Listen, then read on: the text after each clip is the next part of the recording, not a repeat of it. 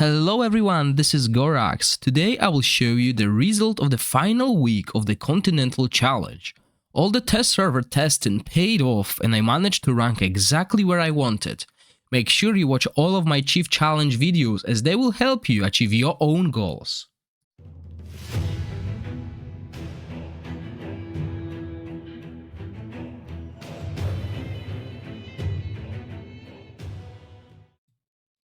Let's have a quick look at how I'm doing on Chief Challenges. This is the last day, few hours, basically 5 hours, and Otherworld Exploration stats. So let's go over the teams that I used and a little bit about them, because this might help you. Obviously, all of those teams can be seen in my other videos on my YouTube channel. I have a video for covering every boss for free-to-play and pay-to-win teams that I've made on test server. This is my main account, so it is going to be less free-to-play friendly, but this will include everything that I have. So we'll start with Shy Nocturne. I used the melee formation, which you can see on against the Shy Nocturne in the video, and I used Curza to apply Witch's Remain and buff ourselves here. She's doing actually decent damage. The other damage dealer is Questa, and to pull this team off, you need a proper placement. Our tank will be Megan, and this will allow us to do this proper placement. This artifact here, it's quite good on her, but if you don't have that, just put the Scarab Amulet. This helps us with damage as well, because every time she heals, she boosts the damage of the 2 melee heroes that are next to her. So in my case, it worked really well. And another damage dealer will be Adri, so we have a 3 damage sources already. We also use Adri for recharge speed penalty. We use Questa to steal the ultimate energy, and we use our Curza to do recharge speed penalty as well, and that's important, and this strategy works and it's explained in the video.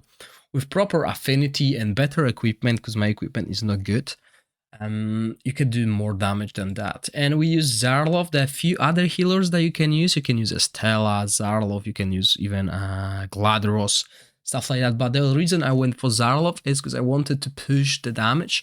Zarlov grants us a battle aura, and we're basically using burner here to make sure we have enough accuracy, because I didn't level the crown, so I went for that. This also gives us a quicker ultimate, but basically making it 18-second ultimate, and he is in damage set as well. So that's Shy Nocturne. Then we have Talver. Talver can be played with Thunderbolt team and Dauntless team, but what I've done, I've actually merged both of them. So I've put my strongest Thunderbolt hero and my strongest Dauntless hero into one team, and this team out-damaged a single variant, basically. Obviously, on Otherworld Exploration, I'll split it. So per Kunto, I was fortunate. If you've been following me, then you know I've been fortunate enough to have a dupe per Kunto instead of Beldel, who I wanted really much, and I didn't. But yeah, I got per Kunto here, so main damage dealer. We got Iola to take defense down of the boss, as well as apply attack penalty and deal some damage as well. She can do like 4 million damage out of this 41, so not too bad. We got Vikuk as a healer, and I'm using Gatekeeper Staff. It's not really great, but it gives me a lot of haste. Okay, I'm not using it for the shield in his case, because he's not going to out-heal the damage of the boss at the end where it matters. But we're using haste to have this cooldown as low as possible without actually using a haste set, because we want to use this extra healing set to keep our tank alive for as long as possible. Because we can place this team that only tank will get the damage, and I had to move Rubav elsewhere, so I used Malak. Malak is not scrolled, so you know it's not that great, because his attack penalty is only at 75%, so he can miss it, but he can still manage to survive the whole battle. This battle skill is quite good, heals him for a lot, and it can be boosted with scrolls, and I'm using Scarab on him and defensive set. And the last is Tarival with Horseshoe and Gambler set. So he's the second damage dealer, and I can build the team with Parival plus another Dauntless hero, and that team will do like 37 million. I can build Perkunte with another Thunderbolt hero, and this team will also do 37 million. But both of them together did over 40 million, and I can obviously for the world exploration, I'll split this into two teams. Then we have Urzilas. So I didn't bother leveling Horus yet because I had Questetia and I wanted to use her, and I'm not even scrolling her. But instead of scrolling her, I'm putting an hourglass on her to get the extra skill haste working here. So I'll still have like a scrolled haste basically on her. So that's what we run in defensive set, obviously. These two fights are all about the tanks surviving, both Telvor and Urzilas, and I'm using my wild team because my burn team did not do too well. So I'm using Felicity with Witches Remain to bring the defense down as often as possible, Eric to deal damage. Now, Eric can be built in two ways. You can use Manticore to boost his battle skill, which deals damage if there's only one enemy, so that's why we're boosting it. But you could also go with the Eyeball of the Giant to boost his ultimate. Both ways work. Adolphus, Tiara with healing set. We want to keep our Questetia as long as possible. And I went for Neda.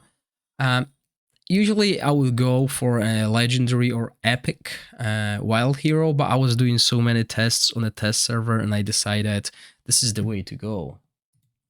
Okay, let's go. Alton. Alton is the boss that I believe will be the easiest in this season, both with Ice Blast and even Frost, but Ice Blast especially. So I'm using Garius with Garius staff, Gatekeeper staff to boost a biggest shield. Usually this team can, this is a fight that has the biggest variance. You can do either 50 million or you can go to 65 using the same team, same rotation. It all depends on where Alton's orbs are going. So this is why we have Garius with the shield, and we have Quarion because he's got a cooldown that is really low, and he can use this Solar King Horn to grant us extra damage basically.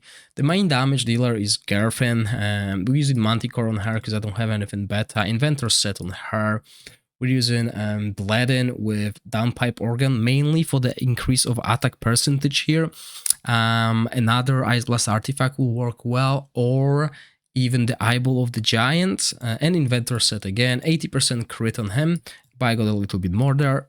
And Sheena, we're using her with Witches Remain. She's the defense down plus as well. Cyril set on her. As you can see, the runes are rather weak because I didn't farm equipment. Okay, I didn't spend my stamina on equipment. And then we have Jern. Okay, so this is one of the hardest bosses. There's two actually, and Losania is the second one. Even with this legendary setup, I'm lacking damage, so I need to work on the damage here for the next for the other world boss, because I want to do two teams on Jern. Okay, I have good teams, good rally heroes, good supports as well that I can make two. So definitely I'll be looking into maybe benching Sagomir and building more damage oriented team. But this is the team. Taflin here to enable Huberg, Rose for attack penalty and Richard speed penalty as well. Arder, because she's amazing and she's with the staff here, and we got Sagomir to give us extra energy. He's doing that to Huberg, so Huberg can cast more ultimates. And then we have Losania. So this is something I'll need to work on. I know there are teams that can do 22 million even as a free-to-play or low spenders. Sadly, they usually use Ergander as well. So I'll need to fix this team. I'll need to find a way. Obviously, with other world bosses, we can do better. We can definitely do better. And I mean, the issue here is Frubuff and Hexandra are both dying rather quickly, and the team can't do enough damage. But this is the equipment, and I mean, equipment wise, I'm good. I just need to improve the survival of those two guys. And once I do that, then I'll do well on that boss. So let's see what rank it gave me. I am rank 14. As you can see, Eureka here, huge score. Vazigo, this guy has been doing very, very well as well. Most of my guildmates are around the same damage as I am. Few people still haven't finished there, but I'm expecting to still be within like top 20, maybe 2140. Okay, the difference is huge. I can really lose a spot, but hopefully by the end of the day, I'll stay top 20 to get this 6,500 instead of 5, because this will really slow me down, as currently I am on rank 11th. So I am trying to stay within top 20 by, losing 1.5 points here.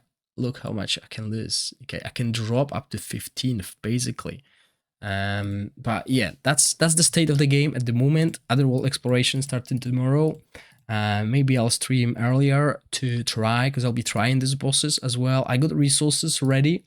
I've been farming Goblin Dungeon exclusively, and my HP potion stack is quite huge, as you can see.